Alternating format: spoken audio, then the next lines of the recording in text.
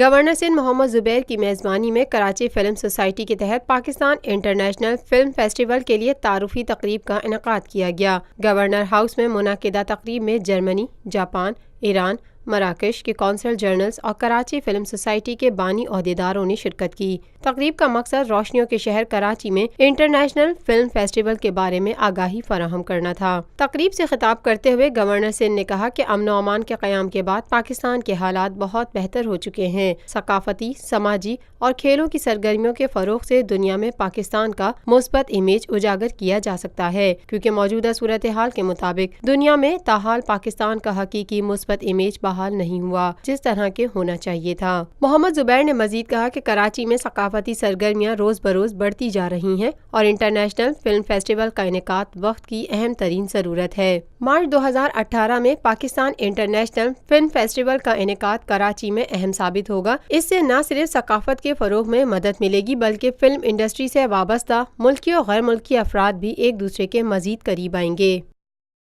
Lotus Lake Towers, a groundbreaking endeavor by Lotus Properties.